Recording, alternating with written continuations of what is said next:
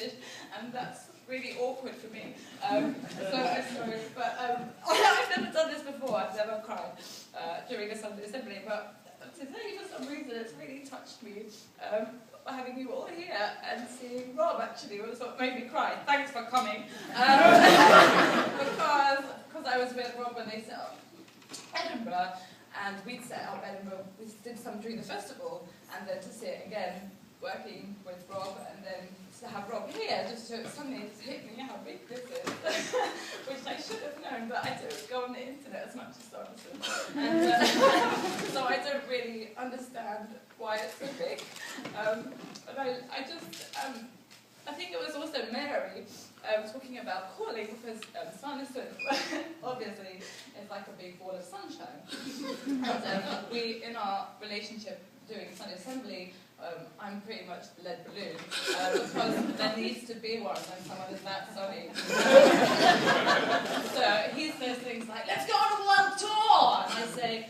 And I say, well, what are the logistics of that?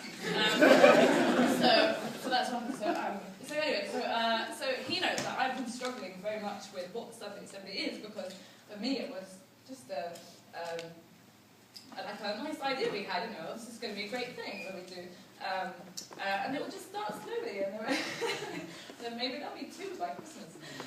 Instead we're on a world tour. And so I couldn't understand why I was so uncomfortable about it. I didn't know what it was. And it's because I've been a comedian for so long. And this is really frowned on in comedy clubs.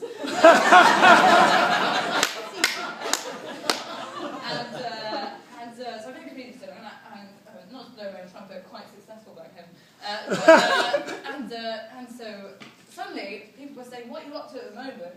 And instead of saying things like, I'm doing a sketch show on Radio 4, I was saying, I set up an atheist church with my friends. I'm trying to explain that to your parents, that it's pretty hard. It's hard to brag about that. Pardon? Trying to explain you want to be a comedian isn't hard? No, not if you know my family. So I was really struggling, and I was like, why am I having to struggle so much? And then I randomly woke up. I can't remember which Sunday, it was some Sunday morning. It was the day of the big launch, the global mega party we had. And I woke up at 5 in the morning and went, I am a comedian, but that's not who I am. Which was a massive epiphany for me. I've been defining myself entirely by my job for so long that I didn't know anything other than being funny. So I was like, I don't know who I am. And so Sunday Assembly really helped me just be who I am, which at the moment is a sort of crying wreck. I'm jet lagged, and someone gave me some medicine because I'm not feeling very well, and I think it might be stronger than what we have back home. So normally this section is called Chris Value Affairs, and this section, the idea of it is to, because my biggest concern when we started was people would think that we were saying, we know what you need to do, this is what life is about.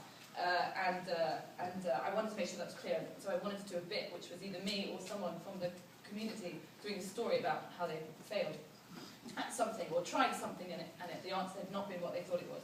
So that was the original point of it, and so I stopped crying. And also we often get accused of being too funny and not emotional enough. Do you want me to tweet that I saw you cry? Yeah, please. I'll tell you. Take a picture of me afterwards.